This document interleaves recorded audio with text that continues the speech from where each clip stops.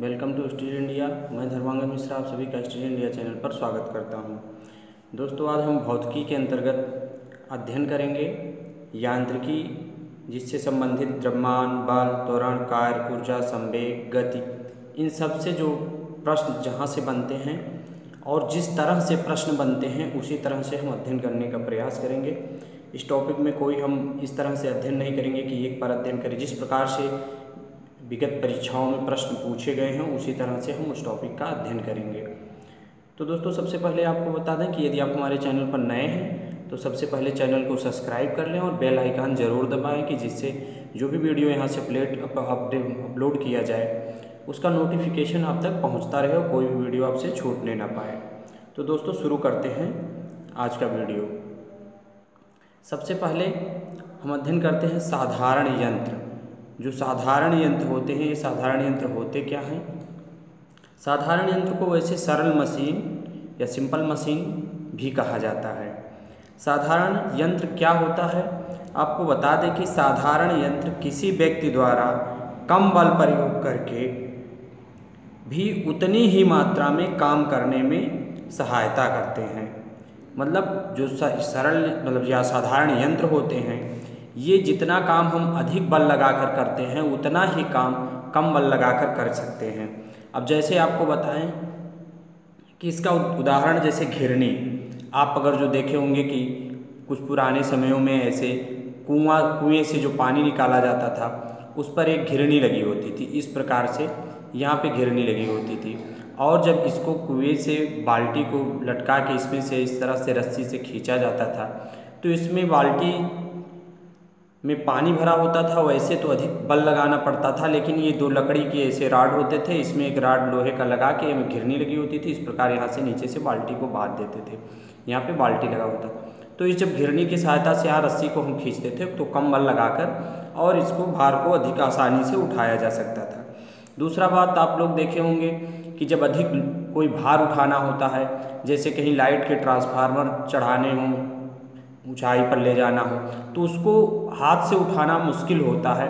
तो ऐसे कंडीशन में यहाँ पे एक भी इस प्रकार से एक चरखी जैसा आता है जहाँ से एक रस्सी को लटका के इसमें बांधने के बाद और इधर से जो रस्सी होती है इसको कुछ लोग पकड़ के खींचते हैं और इसमें उसको बांध देते हैं, तो जिससे उस भार को आसानी से उठाया जा सकता है। तो इस प्रकार से साधारण यंत्र होता है वो जिसमें हम कम बल भी लगाते हैं और उसकी सहायता से हम अधिक भार को उठा सकते हैं।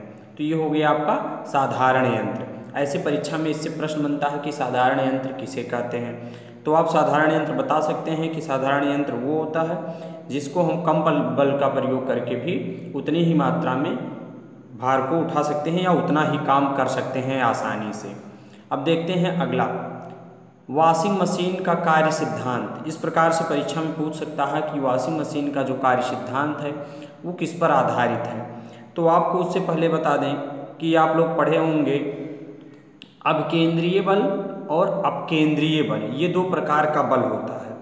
अभिकेंद्रीय बल वो बल होता है कि जब कोई वृत्तीय मार्ग पर गति कर रहा हो, जैसे मान लीजिए आप ये वृत्तीय मार्ग है, इस पर साइकिल चला रहे हैं तो इसका ये सेंटर है, केंद्र बीच में, तो आप जब ये केंद्र होता है तो आप इस पर वृत्तीय मार्ग में जब चलते हैं तो केंद्र की ओर थोड़ा झुक जाते हैं। इसका कारण ये होता है कि जो वृत्तीय गति जब होती है तो उस पर केंद्र की ओर बल लगता है, मतलब इसका केंद्र की ओर बल लगता है। जो केंद्र की ओर बल लगता है उसको अभिकेंद्रीय बल कहते हैं। आपको बता दें यदि अभिकेंद्रीय बल कार्य ना करे तो कोई भी वृत्तीय गति नहीं कर सकता है, चाहे व्यक्ति हो, साइकिल चलाना हो या कोई पिंड हो। ये वृत्तीय गति तभी कर पाएगा जब उस पर अभिकेंद्रीय बल कार्य करेगा। अब बात होती है, उसके बाद हम देखते हैं अपकेंद्रीय बल। अपकेंद्रीय बल आपको बता दें कि वह प्रतिक्रिया बल जो परिमाण में अभिकेंद्रीय बल के बराबर होता है परंतु जिसकी दिशा अभिकेंद्रीय बल के विपरीत होती है, अपकेंद्रीय बल कहलाता है। अब इसको आप ऐसे सिंपल से समझ लीजिए कि अपकेंद्रीय बल समझ लीजिए कि उसके विपरीत, मतलब ये बल जो है केंद्र की ओर कार्य करता है तो अपकेंद्रीय बल जो होगा वो केंद्र से बाहर की ओर कार्य करता है। तो अब आपको हम बता दें कि अपकेंद्रीय बल जो बाहर की ओर कार्य करता है, इसी के कारण जैसे मान लीजिए दूध से मक्खन का निकालना, और वॉशिंग मशीन भी इसी प्रकार से कार्य करता है। तो वॉशिंग मशीन का जो कार्य सिद्धांत है वो किस पर आधारित है? अपकेंद्रीय बल, क्योंकि ये केंद्र से बाहर की ओर, तो जो मैल होगा कपड़े में वो निकलने का कार्य कैसे होगा? बाहर, मतलब तभी निकलेगा जब उसका अपकेंद्रीय बल कार्य करेगा, मतलब बाहर की ओर कार्य करेगा, और केंद्रीय बल जो है वो केंद्र की ओर कार्य करता है। ठीक, अब हम देखते हैं, इसके आगे देखते हैं ऊर्जा। तो ऊर्जा जो है, पहले देखें कि ऊर्जा है क्या। ऊर्जा जो है, ऊर्जा की परिभाषा देखें तो किसी वस्तु की कार्य करने की क्षमता को उस वस्तु की ऊर्जा कहते हैं। मतलब जिस वस्तु में कार्य करने की जितनी क्षमता होती है, समझिए कि उस वस्तु में उतनी ही ऊर्जा है। अब ऊर्जा से संबंधित प्रश्न बनते हैं आपके, जो है ऊर्जा संरक्षण का नियम, यहाँ से प्रश्न बनते हैं। तो सबसे पहले हम जाने कि ऊर्जा संरक्षण का नियम क्या कहता है। ऊर्जा संरक्षण का नियम ये कहता है कि ऊर्जा संरक्षण के मूल सिद्धांत के अनुसार ऊर्जा का ना तो सृजन किया जा सकता है और ना ही ऊर्जा का विनाश हो सकता है। ऊर्जा केवल एक रूप से दूसरे रूप में परिवर्तित की जा सकती है। मतलब आप ऐसे समझें कि ऊर्जा को जितनी मात्रा में ऊर्जा है उतनी मात्रा में ही ऊर्जा रहेगी, ना तो ऊर्जा कम होगा ना तो ऊर्जा ज़्यादा होगा। केवल ये होगा कि ऊर्जा का जो रूप है वो परिवर्तित हो जाएगा। हम ऊर्जा को एक रूप से दूसरे रूप में परिवर्तित कर सकते हैं।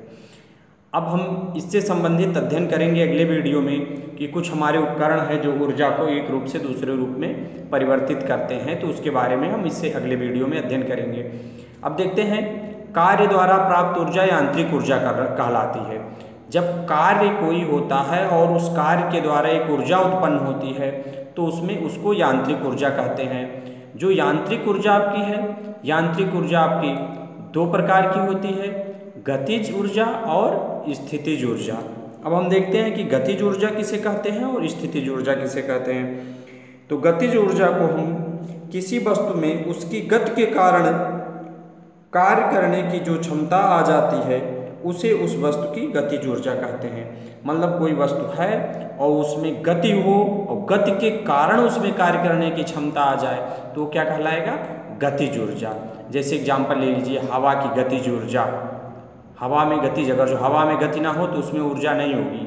जब हवा गति करता है तभी उसमें ऊर्जा होती है। तो इस प्रकार से हवा में गतिज ऊर्जा, जैसे इसका एग्जाम्पल आप ले सकते हैं। स्थितिज ऊर्जा की बात करें तो जब किसी वस्तु में विशेष अवस्था या स्थिति के कारण कार्य करने की क्षमता आ जाती है तो उसे स्थितिज ऊर्जा कहते हैं।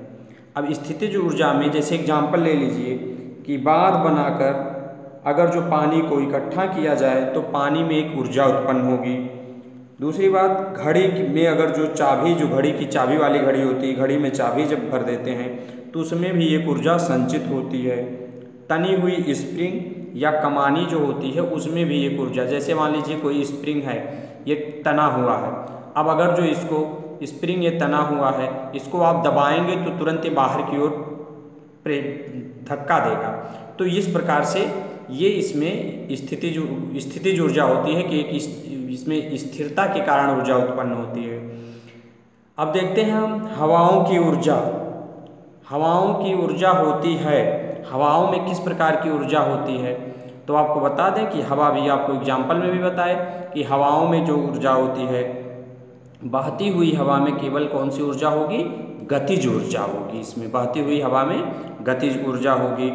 और ये जो गतिज ऊर्जा होगी, इस ऊर्जा को विद्युत या यांत्रिक ऊर्जा में परिवर्तित किया जा सकता है। जैसे एग्जाम्पल ले लीजिए पवन चक्की। जो पवन चक्की होता है, पवन चक्की केवल हवा के द्वारा जब वो चलता है तो उससे हम कुछ कार्य कर सकते हैं। तो इस प्रकार से हवा में गतिज ऊर्जा होती है। तो दोस्तों, हमें उम्मीद है कि आपको ये वीडियो काफ़ी पसंद आया होगा, और आपको ये वीडियो पसंद आता है तो अपने मित्रों को भी शेयर करें, ज़्यादा से ज़्यादा लाइक और कमेंट करें कि जिससे हम और आपको अच्छे से अच्छे वीडियो लेके आएँ और आपको अच्छे से अध्ययन कराएँ। थैंक्स।